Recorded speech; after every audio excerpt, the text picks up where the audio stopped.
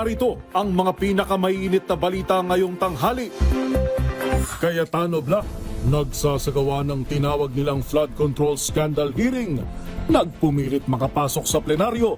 DILG Secretary John Vic Remulla at Senator Robin Padilla nagkatulakan pa. Pagbasa ng sakdal laban kay Senator Jinggoy Estrada, ipinagpaliban ng Sandigan Bayan sa katapusan ng Hunyo. 3 kapwa-akusado naghain ng not guilty plea.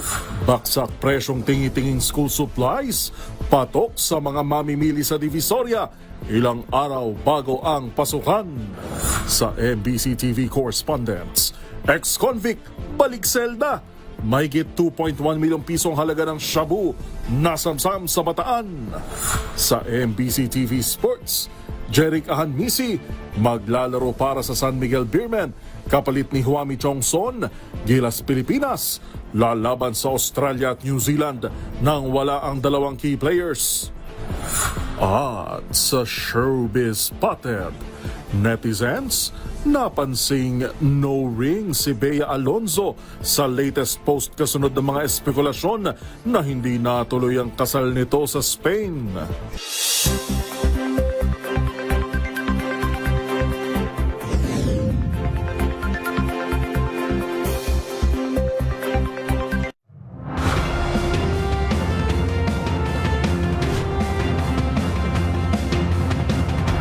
Bawat balita, makabuluhan.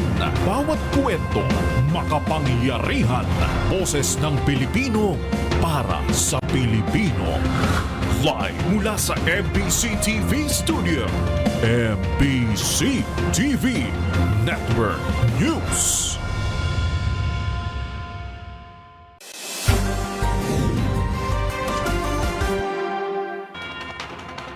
Pilipinas, una sa ating mga balita. Nagpumilit at nagkaroon pa ng tensyon sa Senado matapos magpumilit ng grupo ni Senator Alan Peter Cayetano na makapasok sa session hall ng Senado. Pinangunahan ni Senator Pia Cayetano ang tinawag nilang Blue Ribbon Committee hearing kaugnay sa flood control scandal.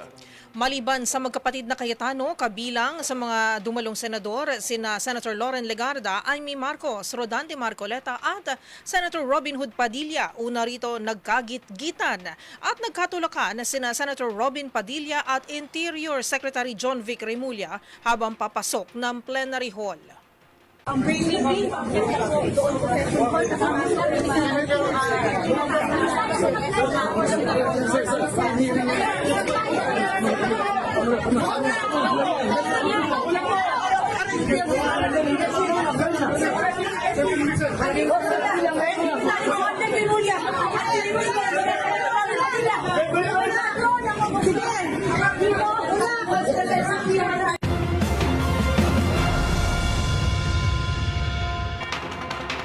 Pinalibutan ng seguridad ng labas ng Senado bunsod na nagpapatuloy na pagdinig ng Cayetano Black kung saan sumugod din ang ilang mga relista. Ang mga kaganapan sa labas ng Senado tinutukan ni Giselle Ricafort. Giselle, kamusta na dyan? Alright, babalikan natin ang linya ni Giselle Ricafort.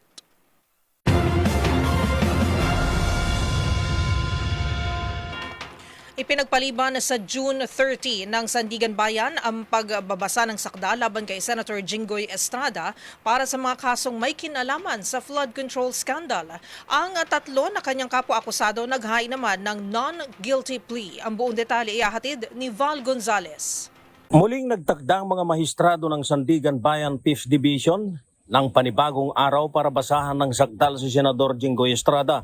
Hindi natuloy ang arraignment kay Estrada ngayong araw dahil sa kailangan pang resolbahin ang mga mosyon na inihain ng senador sa korte na may kinalaman sa kinakaharap nitong kasong plunder. Kabilang sa mga inihaing petisyon ni Estrada ay motion to quash information o hiling na pagbasura ng sakdal laban sa kanya habang binawi o iniatras na ng kampo ni Estrada ang mosyon na mailipat ito ng detention facility sa PNP Custodial Center na nasa Campo Crame. Si DPWH Secretary Manny Bonoan naman ay hindi nakadalo sa arraignment dahil sa nailipat ito kagabi sa The Medical City mula sa PNP General Hospital sa Campo Crame. Humihirit sa korte ng hospital arrest si Bonoan dahil sa kanyang health condition kasunod ng kanyang dinaramdam na diabetes at hypertension. Itinakda sa darating na June 30 ang muling arraignment ni Estrada at Bunoan alas 8:30 ng umaga. Samantala, nakapaghain naman na ng not guilty plea ang mga kapwa akusado ni Estrada at Bunoan sa kasong graft at plunder na sina DPWH NCR Assistant District Engineer Denril Cesar Sanchez Cortuna at mga district engineers na sina Manny Bumagat Bulusan at Arturo Lumbres Gonzales Jr. Muli namang babalik mamayang 1:30 si Estrada sa Sandigan Bayan dahil sa pagpapatuloy ng kanyang arraignment sa kasong graft na nasa 2nd Division. Para sa MBC TV Network News, ako si Val Gonzales, DZRH, una sa Pilipinas, una sa Pilipino.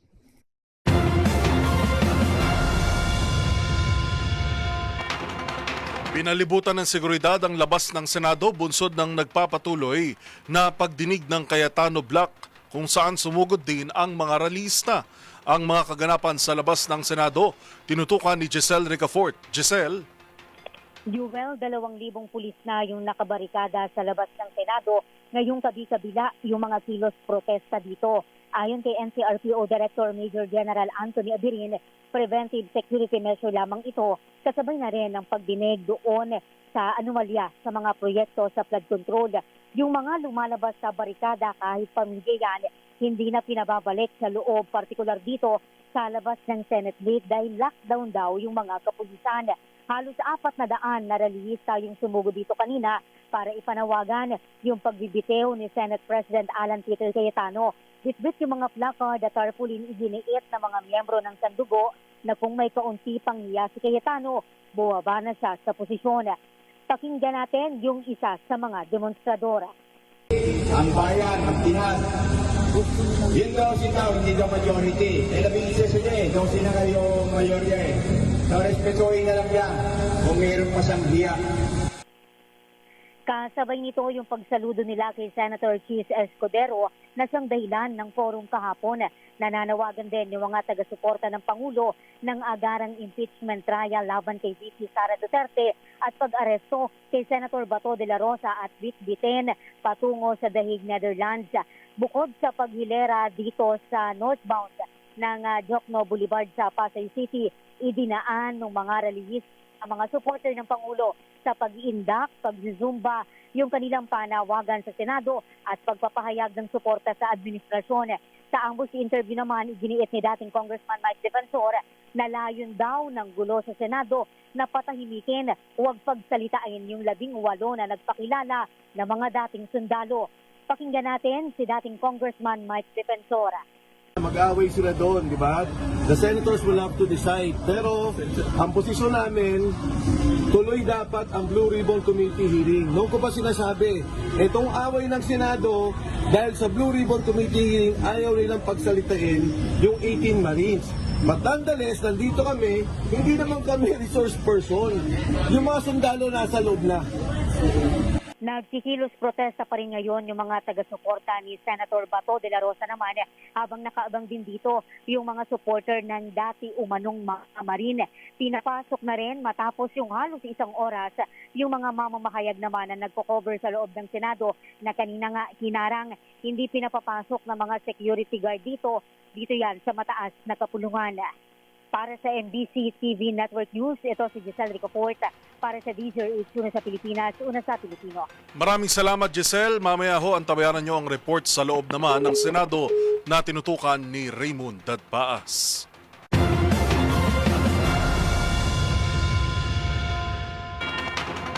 Sa iba pang balita, sumampa na sa 27 ang death toll sa gumuhong ginagawang gusali sa Angeles City sa Pampanga.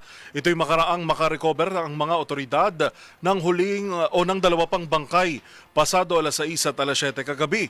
Batay sa ulat, karamihan ng mga natrap sa gumuhong gusali ay mga construction worker. Bagaman hindi pa rin malinaw ang sanhi ng pagbagsak ng naturang 9-story building, sinabi ng DOLE na posibleng may mga paglabag ito sa occupational safety at health standards.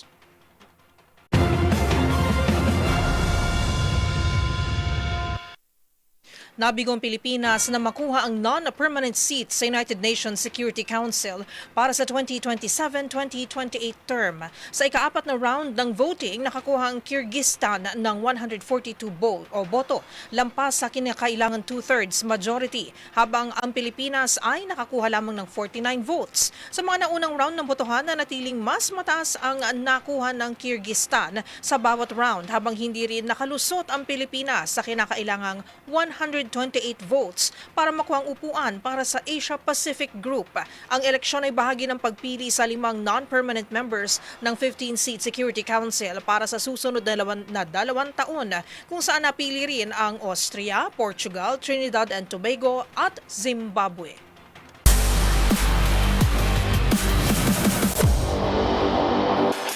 Sa mundo ng basketball, isang 2-4-3 trade ang naganap sa pagitan ng San Miguel Beermen at Terra Firma Jeep, habang kinumpirma naman ni Gilas Pilipinas head coach Tim Cone na hindi makalalaro para sa national team sina big men Kai Soto at Kentin Miloria Brown. Ang mga detalye sa report ni Matchpoint, Millie Borja. Maglalaro na para sa San Miguel Beermen ang shooting guard na si Jeric Ahanmisi matapos ang isang trade kasama ang Terra Firma Jeep at iba pang manlalaro sa PBA.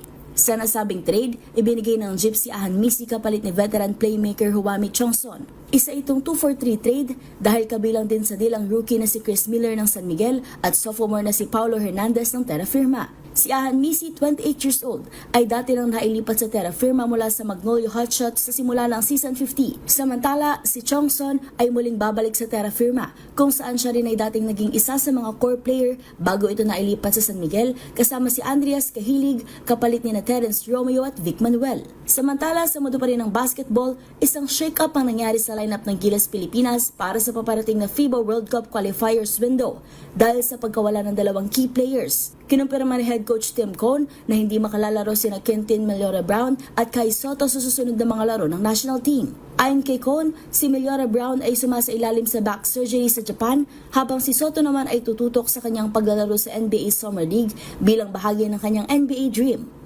Dagdag pa ng coach, hindi rin sana makalalaro si Junmar Fajardo sa window upang magpagaling. Subalit dahil sa mga kulangan sa lineup, muling nagdesisyon ng 9-time PBA MVP na maglaro para sa bansa. Inaasahan ng Gilas na haharap ito sa mga mahigpit na laban tulad ng Australia at New Zealand sa paparating na road games sa qualifiers. Para sa MBC TV Network News, ito si Millie Borja ng DZRH TV, una sa Pilipinas, una sa Pilipino.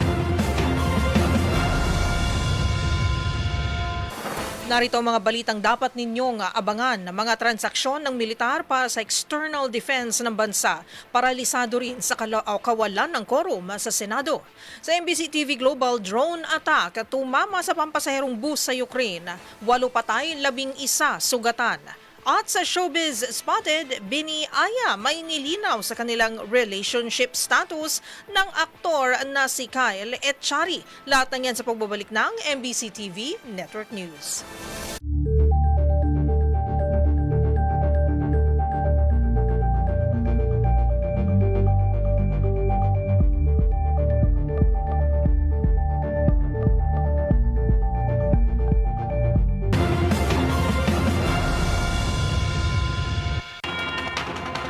Itinuloy pa rin ngayong araw ng itinuturing na Cayetano Black ang pagdinig ng Senate Blue Ribbon Committee sa mga maanumalyang flood control projects. Sa kabila ito ng balasahan sa mga komite kahapon kung saan ipinag-utos ng bagong Blue Ribbon Chair, Senator Erwin Tulfo, na kanselado ang pagdinig ngayong araw. Ang pagdinig naman na yan, tinawag ni dating Senate President Tito Soto na bogus. Alamin natin ang live update mula sa Senado mula kay Lakay Raymond Dadpaas. Lakay, kamusta dyan? You will tinawag ni Senador Tito Soto III na isang bogus hearing ang isinasagawa ngayon sa Senate plenary ng grupo ni Senador Alan Peter Cayetano dahil sa panahon na may sesyon ay hindi sila dumalo. Ngunit ngayon saka sila nagsasagawa ng isang unofficial hearing. Sabi ni Soto, ang nakalulungkot ay pati mga empleyado ng Senado ay kanilang pinagbabantaan na kakasuhan kapag hindi sumunod sa kanila. Mga empleyadong ito ay nagtatrabaho lamang at sumusunod sa kautusan ng lehitimong pamunuan ng Senado. wala umanong ibang layunin nito kundi kumapit sa pwesto na nawala na sa kanila kagabi pa nang nagbotohan ang 12 senador na kasapi ng new majority.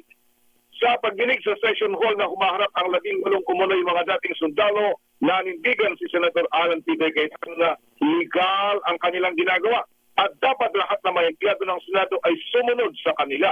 At wira ni Cayetano, hindi sapat ang 12 bilang para magpalit ng liderato ng Senado, kundi kailangan pa rin ay 13.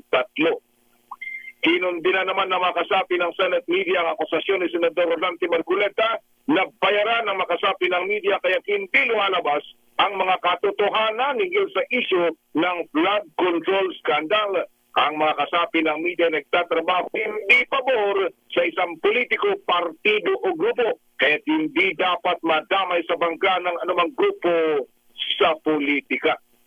Nagpapatuloy ang pagtatanong dito sa sinasabing mga dating sundalo na nagsilbing security ni dating Congressman Saldico na nag-deliver umano ng pera na kung kani-kanino, pero sa ating mga narinig ay walang bago kundi dati nang lumabas ang mga ito sa iba't ibang mga fora.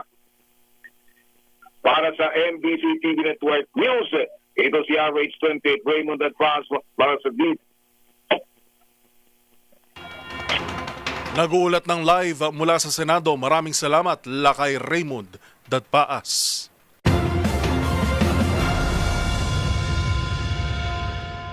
Apektadong ilan sa malalaking gawain ng sandataang lakas ng Pilipinas sa nangyayaring gulo ng liderato sa Senado. Dahil bukod sa naantalang promosyon ng mga military general, na-delay rin ang pagratipika sa Visiting Forces Agreement o VFA ng mga bansang Canada at New Zealand. Magbabalita si Edniel Parosa. Malaki ang epekto ng kawalang quorum ng Senado sa sandatahang lakas ng Pilipinas. Bukod sa nabimbing promotions ng 5 military generals, damay sa delay ang ratifikasyon ng Visiting Forces Agreement ng bansa sa Canada at New Zealand. Nagmamadali pa naman sana kung ilarawan ni Defense Secretary Gilbert Teodoro ang pag-usap ng mga kasunduang papayag sa boots on the ground o presensya ng mga sundalo ng mga kaalyado sa kapuluan. Hindi man makaapekto ng direkta sa mga maritime drills at joint exercise sa dagat, sinabi ng kalihim na mauurong din naman ang mga susunod na plano tulad ng pagtatayo ng access points ng bawat puwersa. Limited ang participation nung SOGPA na hindi pa na-ratify kasi yung boots on the ground ang bawal at saka joint exercises on land sa maritime cooperative activities hindi, pero pag i-ratify ngayon, hindi porke ni-ratify ngayon, bukas may mangyayari na. Una nang kinumpirma ng Armed Forces of the Philippines na 5 general sa ilang bagong tayong unit ang naipit ang promosyon, epekto ng bangayan sa matataas na kapulungan. Para kay Teodoro, dagok ito sa koordinasyon ng specialized units na nurturing o hinuhubog pa lamang sana at nakatutok pa sa external defense ng Pilipinas. Apela ng kalihim sa mga senador, wag naman sanang pabayaan ang hanay ng kasundaluhan. Sila ang naatasan na magpulma nitong mga specialized units at integrative units. So, ito ay para sa external defense and para sa rationalization. Para sa MBC TV Network News, ako si Edniel Parosa, Razor H. Una sa Pilipinas, una sa Pilipino.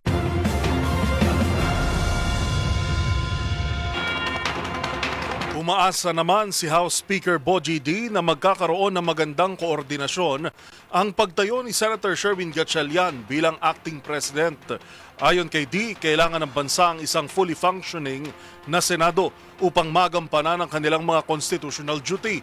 Narito ang report ni Milky Regunan. Sa dami ng mga problema ng bansa, mahalaga ang fully functioning Senate na nagtatrabaho at prioridad ang kapakanan ng nakararaming mamamayan. Ipinaabot ni House Speaker Faustino D. III ang pagbati kay Senator Win Gatchalian na naluklok bilang acting Senate President. Ayon kay D, sa ilalim ng liderato ni Gatchalian, asahan na gagampanan ng Senado ang constitutional duties ng may integridad at dedikasyon sa serbisyo publiko. Sa kanyang talumpati sa Sine Die adjournment kagabi, tinawag ni Di ang Kamara na bagong Kongreso, mas focus, productive at reform-oriented. Ibinida ni Di sa first regular session ng 20th Congress, umaabot sa 160 measures ang naipasa at naitransmit sa Senado, habang kalahati sa 52 priority bills ng LEDAC ang napagtibay na sa third and final reading. Bagkos, may mga kababayan tayong naghahangad pa rin ng konkretong patunay na seryoso tayo sa pagsusulong ng mga pagbabago. Hinihiling po namin ang inyong patuloy na pangunawa. Hindi man po kami perpektong institusyon, subalit araw-araw po naming pinagsisikapan pagbutihin ang aming mga tungkulin. Sapagkat gaya ng sinabi ko noon, trust is not demanded, it is earned. Matatandaan naging House Speaker si Di noong September 2025 nang ang Kamara ang sentro ng kontrobersya resulta ng flood control scandal. Para sa MBC TV Network News, ako si Milky Rigunan, una sa Pilipinas, una sa Pilipino.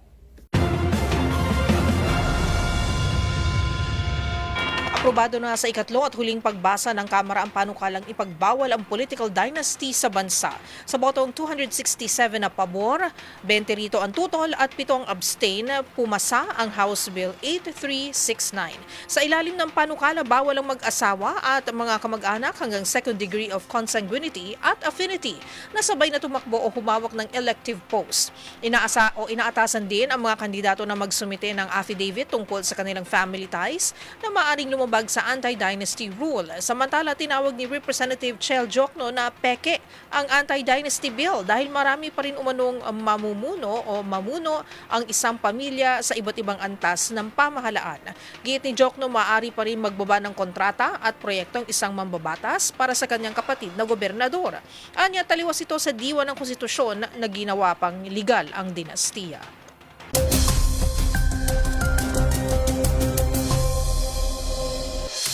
Para sa ating ulat panahon ngayong pong araw ng Huwebes, patuloy pa ring binabantayan ang low pressure area sa labas ng PAR. Huli itong namataan sa layong 425 kilometro kanluran ng Lawag, Ilocos Norte.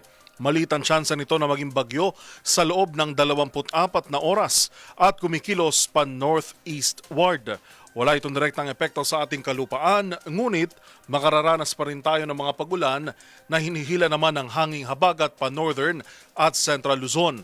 Ang southwest monsoon pa rin na magpapaulan sa Luzon ngayong araw, kabilang na sa Metro Manila. Samantala, para naman sa heat index, asahan na aabot sa 38 degrees Celsius ang damang init dito sa Metro Manila ngayong araw. Pinakamataas naman na madaramang init sa Infanta Quezon na abot sa 49 degrees Celsius.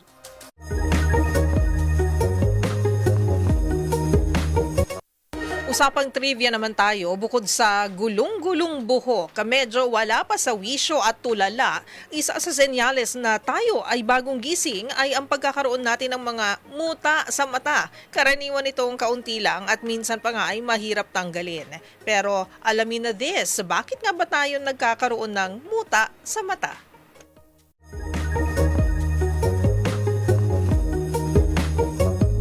Muta o morning crust ay isang eye discharge na mula sa kombinasyon ng mucus, langis at mga dead skin cells na naiipon sa sulok ng mata habang tayo ay natutulog.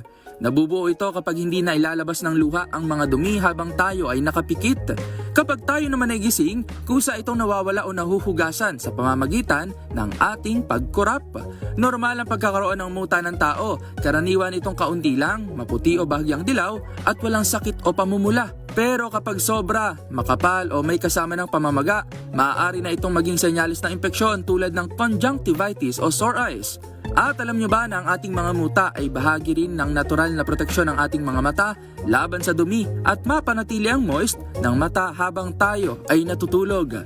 Tandaan, mas makulay ang mundo kung alam mo ang hiwaga sa pag-ikot nito. Ako po si Rovic Manuel, nagpapaalalang sa kaalaman ay walang labis, magsaliksik para siguradong alam na this.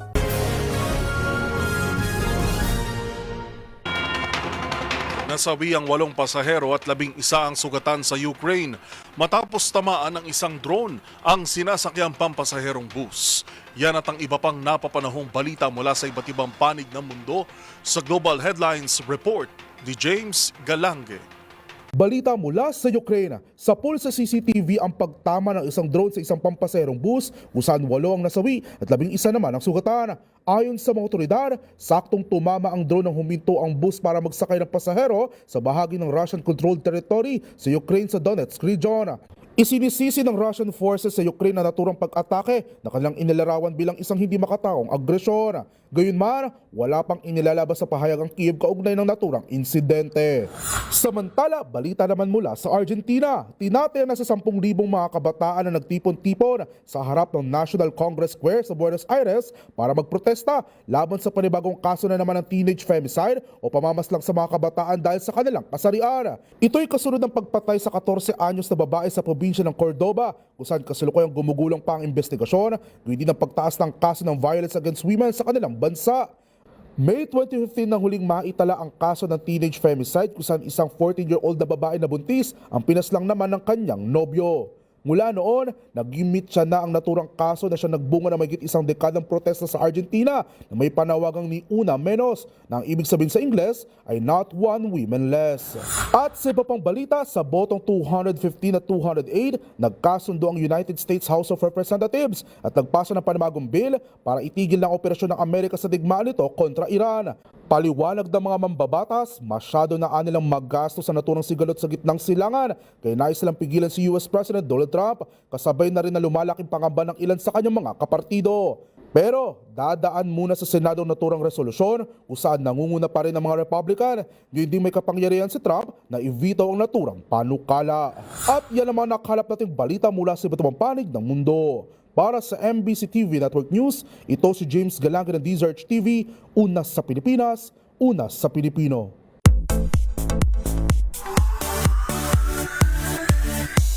Sa mundo ng showbiz, usap-usapan online nang maispatan ang BINI member na si Aya Arceta at aktor na si Kyle Echari sa airport. Kasunod naman ng mga haka-haka ng netizens, may paglilinaw ang P-pop star. Narito ang report ni Showbiz Angel. Agad nag-viral online ang isang video kung saan makikitang magkasama sina BINI Aya Arceta at aktor na si Kyle Echari.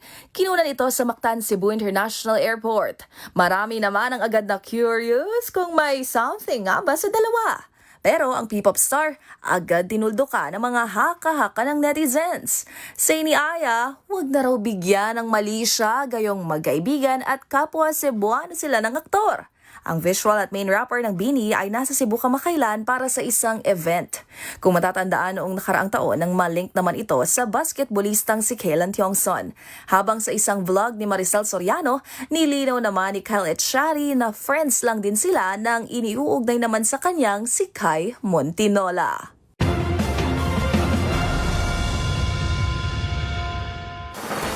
Abangan sa aming pagbabalik, tingi-tinging school supplies, patok sa Divisoria, ilang araw bago ang pasukan sa MBC TV Sports NU star setter Lams Lamina, nanguna sa 2026 Rookie Draft ng Premier Volleyball League.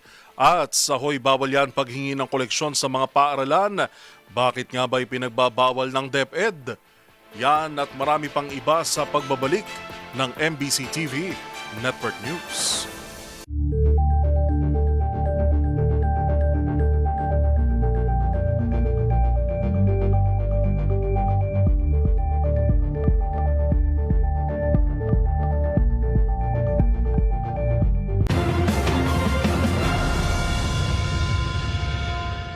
Bagsakan na ng presyo ng ilang school supply sa Divisoria ngayong papalapit na ang pasukan. Ayon sa ilang nagtitinda, kaysa sa masayang ay mas mabuti nang maibalik ang kanilang puhunan. Bagay na patok naman sa mga mamimili. Ang presyuhan sa Divisoria tinutukan ni Tina Nolasco. Mabenta sa mga mamimili dito sa M. De Santos, Divisoria, Maynila ang bagsak presyong tingi-tinging school supplies. Sa halaga kasing 15 pesos, makabibili na ng isang notebook, ballpen at pantasa o di kaya na may paper pad na may kasama na ring lapis o ballpen. Makabibili rin ng 3 plastic o brown envelope sa halagang 15 pesos mga coloring materials, pencil case at iba pa. Ay kay Tatay Matcha, isa sa mga vendor na ating nakapanayam, kaysa masayang at mabasa lang ng baka sa tag-ulan, pinauubos na nila ang stock ng kanilang school supply. Kaya kahit balik puhunan lamang ay hinahayaan na lamang nila. Epektibo naman niya ang naisip niyang ideya na ito dahil sa mura, maraming mga magulang at estudyante ang pinipiling bumili sa kanila kaya't mahigit 5,000 piso ang kinikita na sa araw-araw. Bukod sa mga pangkaraniwang school supplies, patok din sa mga mamimili ang mga tindang subject sticker. Bukod kasi sa mas madali dahil ididikit at susulatan na lamang ng pangalan ng estudyante at teacher, di hamak na mas mura ito at maganda ang mga disenyo kumpara sa pagpiprint ng pangalan ng mga subject. Mabibili ang mga subject stickers sa halagang 20 pesos hanggang 25 pesos na kumpleto sa pangalan ng mga subject gaya ng Math, Science, English, MAPE, Araling Panlipunan at iba pa. Para sa MBC TV Network News, ito si Arch19 na Nolasco ng DZRH, una sa Pilipinas, una sa Pilipino.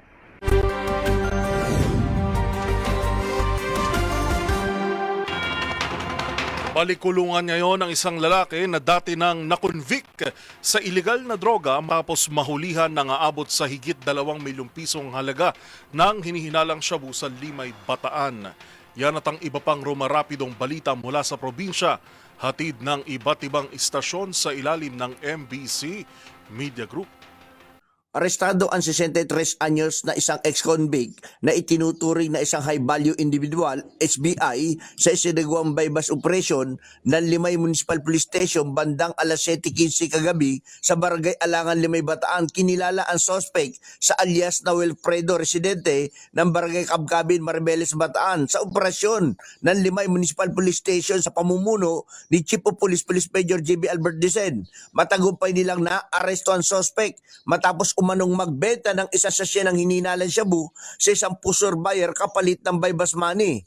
Nasamsam mula sa suspect ang humigit kumulang 310.9 gramo ng shabu na tinataya nagkakalaga ito ng higit sa 2.1 milyong piso. Na-recover din ang isang gray pouch, isang Samsung cellular phone at isang Mitsubishi Mirage na gamit sa pandeliver ng droga. Ayon kay Police Major Jimmy Albert Dicen, matagal din umano nila itong trinabaho. At sa tulong ng kanilang confidential asset, nahuli nila ito matapos makakuha sila ng direktang kontak sa suspect. Kumagat umano ito sa kanilang paing kaya bumagsak ito sa kanilang mga kamay.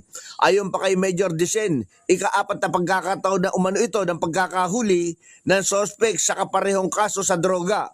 Dinala nila ang suspect at mga nakumpiskang ebidensya sa Limay Municipal Police Station para sa kaukulang dokumentasyon at investigasyon. Para sa MBC TV Network News, RH37, Danny Kumilang, una sa Pilipinas, una sa Pilipino.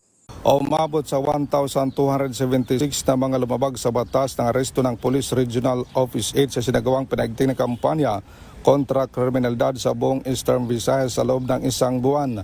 Ayon kay Police Regional Office 8 Regional Director Brigadier General Jisung Kapoy, nakapagsagawa sila ng 1,076 na law enforcement operations na nagresulta sa pagkakasamsam ng kontrabando ng kakalagang 25.4 milyong piso. Pinakamalaking bahagi ng operasyon na katuon sa kampanya laban sa illegal na droga kung saan 128 na mga drug personality ang aresto at nakumpiska ang 2.3 kilo ng shabu at marijuana may kabuuang halaga na 16 milyong piso.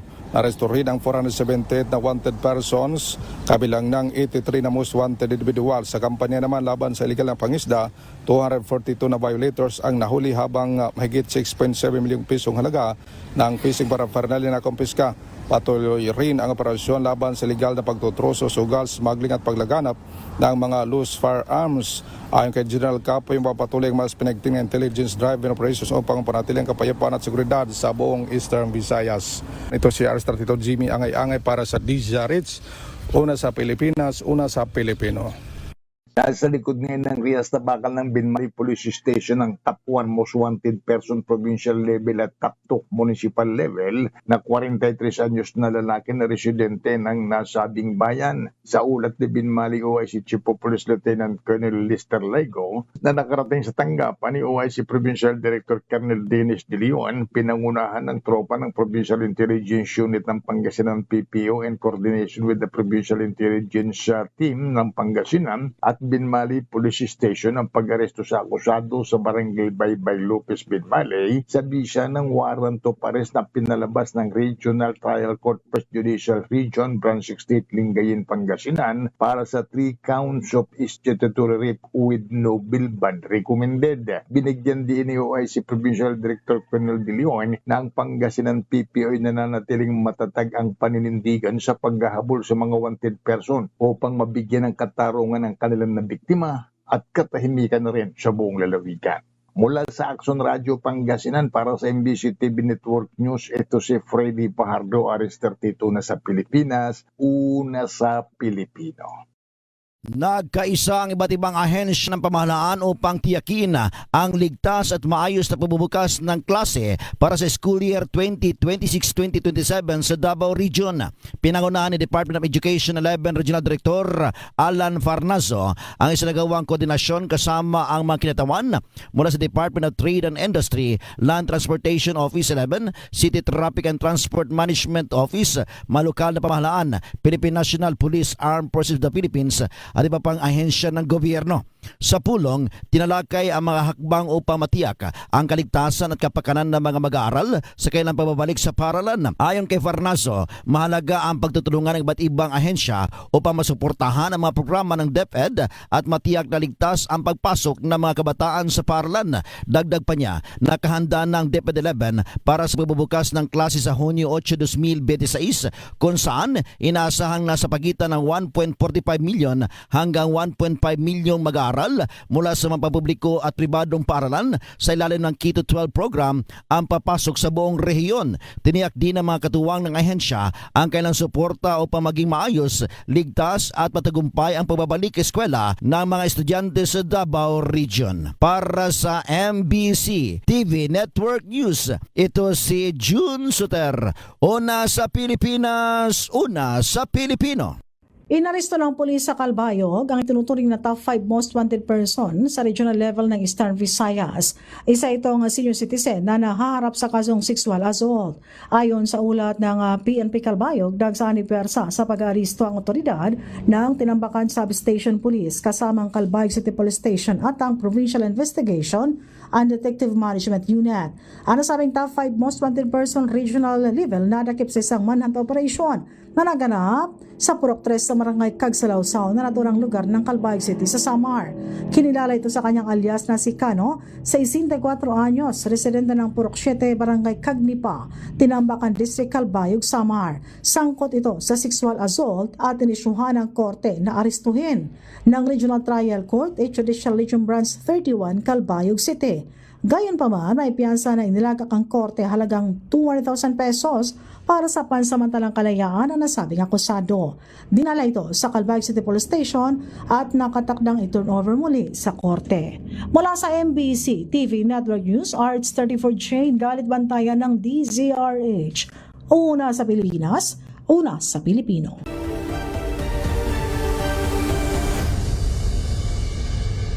Naalalahanan sa mga paaralan sa bansa ang pagpapatupad ng No Collection Policy o pagbawal na sa paghihingi ng koleksyon sa mga mag-aaral maliban sa mga hinihingi sa batas. Ano nga bang maaring kaharapin ng mga guro at paaralan na mahuhuling nangongolekta pa rin ng mga illegal fees? Tunghayan sa report ni Dustin Bayog.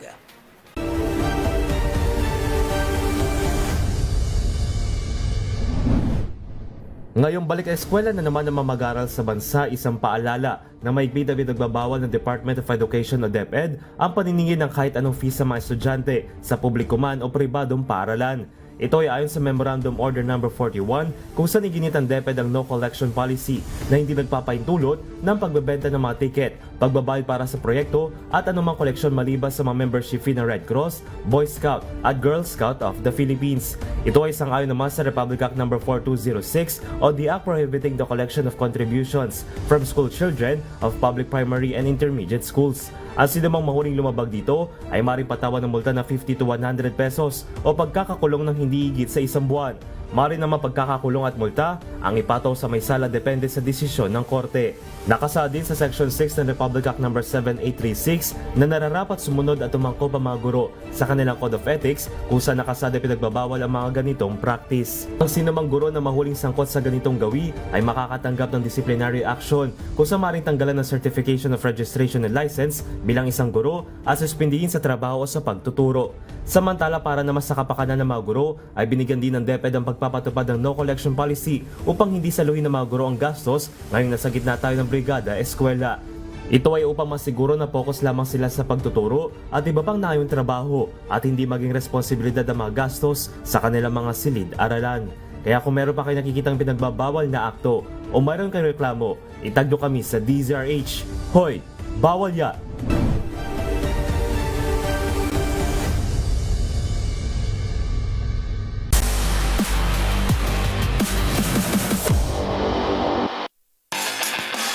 Sa mundo ng volleyball, napili bilang top overall pick ang National University o NU Lady Bulldog star na si Camila Lamina para sa 2026 PVL Rookie Draft.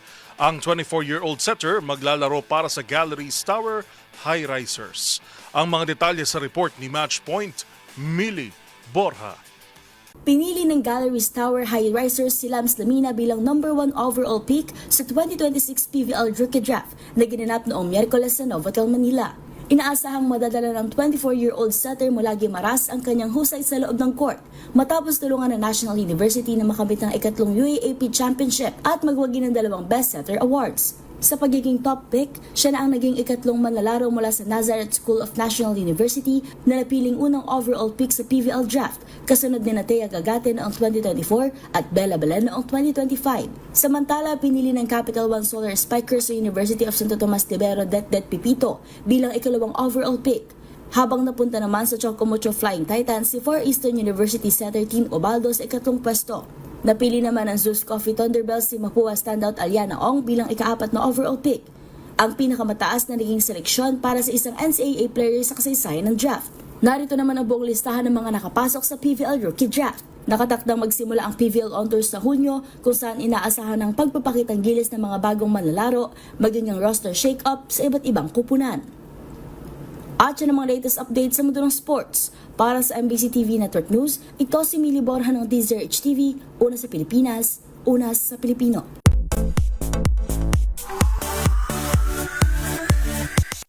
Sa mundo ng showbiz, ilang linggo na ang nakalipas mula nang kumalat ang balitang hindi umano natuloy ang kasalang Bea Alonzo at Vincent Co sa Spain.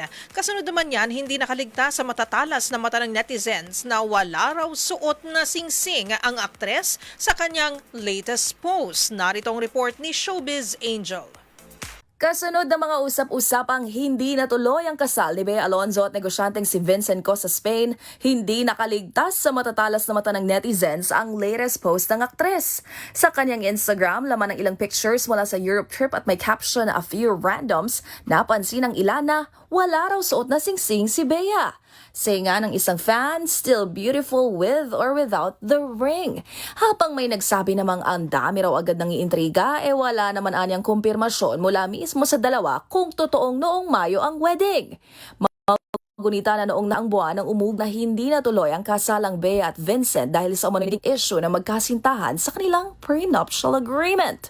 Kung babalik ka naman ang isang vlog ng talent manager na si Ogie Diaz, ibinahagi niya ang umano'y message ng nagpakilalang wedding coordinator ng dalawa kung saan nakasaad na postpone daw muna ang kasal. Kung matatandaan, Marso noong nakumpirma ang nalalapit na pag-iisang dibdibin na Bea at Vincent matapos kumalat ang kanilang marriage banns na ilabas sa livestream ng isang simbahan sa Maynila. Sa ngayon, nananatiling tikom ang bibig ng kampo ni Bea Alonzo at Vincent Co tungkol sa tunay na estado ng kanilang relasyon. Para sa MBC TV Network News Point Showbiz Angel ng DZRH TV, una sa Pilipinas, una sa Pilipino.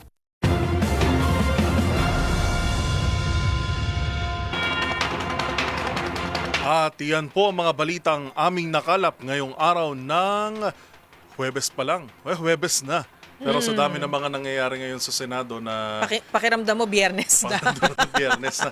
Gusto mo Actually, na matapos ang linggo. yung mga nangyayari magmula last week, puro Lunes pumuputok. Oo nga. Lunes na Lunes, sasalubungin ng ganito. Kaya nakakangarag daw, sabi ng ilan. Pero okay lang yan. Kaya natin yan.